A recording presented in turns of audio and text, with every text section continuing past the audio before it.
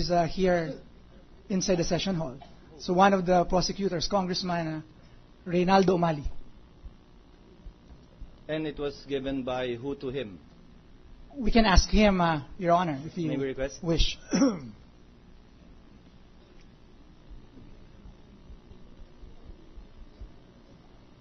May I give the floor now to Congressman Umali, Your Honor?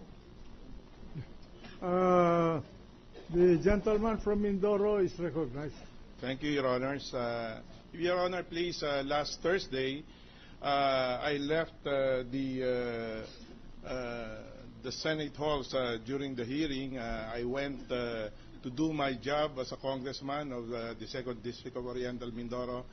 I went to the Department of Public Works and Highways to follow up my projects in said department.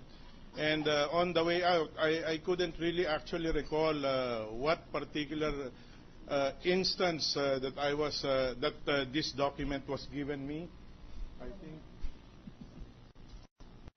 I was handed this envelope, and immediately I gave it to my aide and went directly to the Department of Public Works and Highways.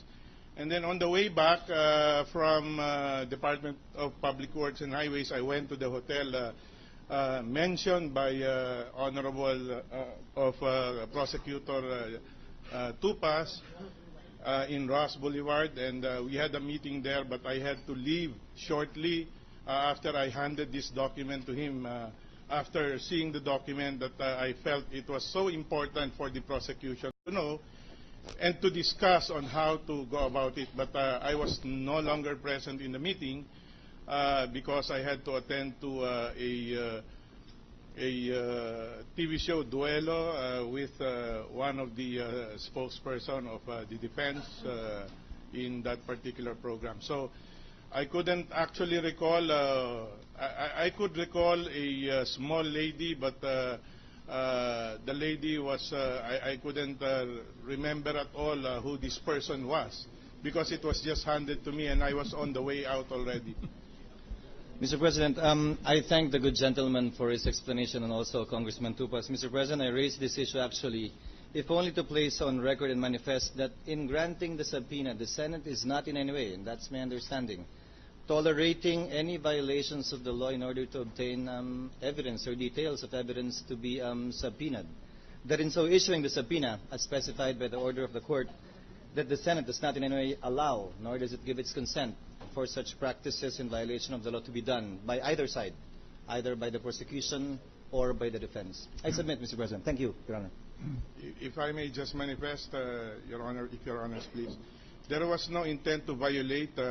I guess this was an action taken by a concerned citizen who wanted this thing out, and it was handed to this representation, Your Honor.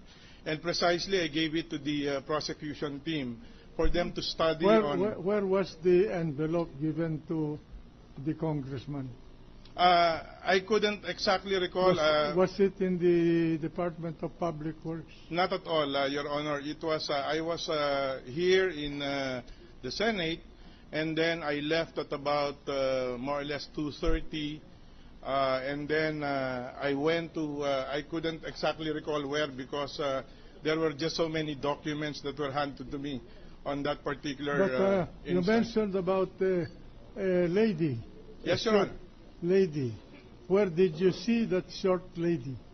It could have been, Your Honor, in the Secretariat, or on the way out before I rode my vehicle going towards going to Department of Public Works and Highways, Your Honor.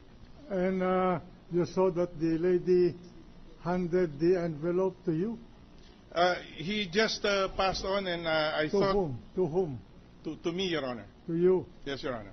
And you do not know the lady at all? Not at all, Your Honor. Well,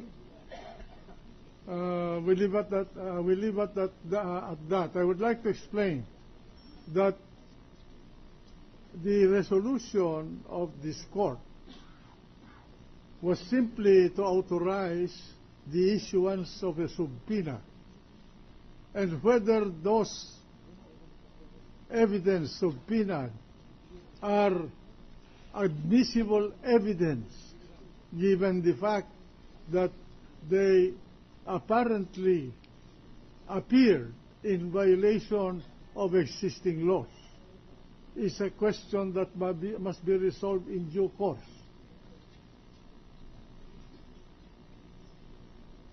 I hope that is understood. We are not prejudging the admissibility or non-admissibility of this evidence.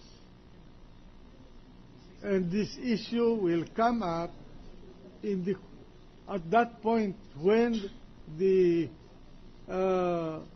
subpoenaed material and testimonies are offered in evidence.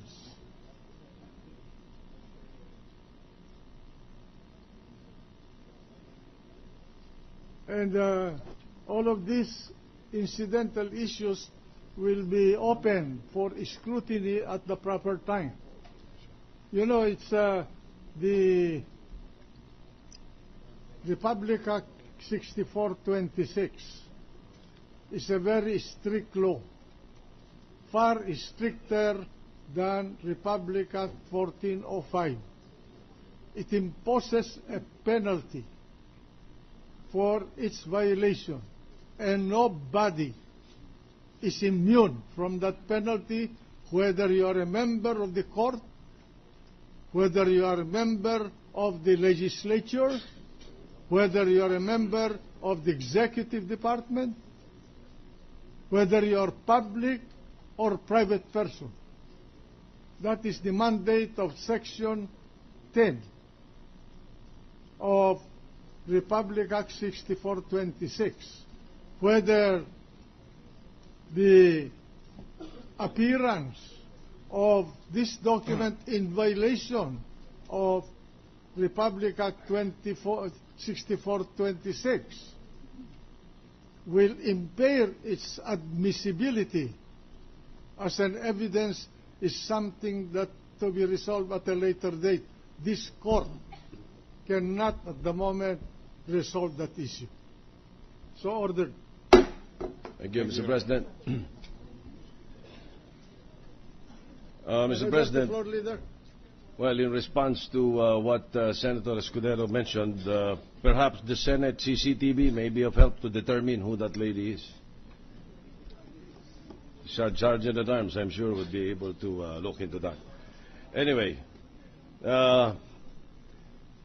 President, in compliance with the directive of the presiding officer given in open court on February 1, 2012, SEC Director Benito A. Cataran submitted on February 2, 2012 his legal memorandum on the SEC's power to revoke the franchise or certificate of registration of corporations for the information of the court, Mr. President. Noted. Also, Mr. President, we are in receipt of the entry of appearance of additional private prosecutors under the control and supervision of the panel of prosecutors of the House of Representatives. The entry is signed by Representative Tupas and Representative Tugna and the private prosecutors named therein. If Your Honor, please, with this avalanche of private prosecutors, there may be a necessity of additional 10 million appropriation to take care of them. And that's our money, Your Honor. That's money of the taxpayer. And even the rules of the House states the prosecution of this case, of a case filed before the defense should be flattered that yes, we are flattered, Your Honor. But a phalanx of prosecutor is arrayed against. We are very much flattered, Your Honor. But we are concerned also with the depleting of the resources of the Republic of the Philippines. That's your money, that's my money, and the money of everybody here, Your Honor. If they are not spent in accordance with law, then this could be technical malversation, Your Honor. Noted. Your Honor, thank you. May we make a manifestation regarding the appearance of our private lawyers? Proceed. Your Honor, all of these private lawyers are appearing here pro bono. Pro bono. On behalf and to represent the House of Representatives. Now,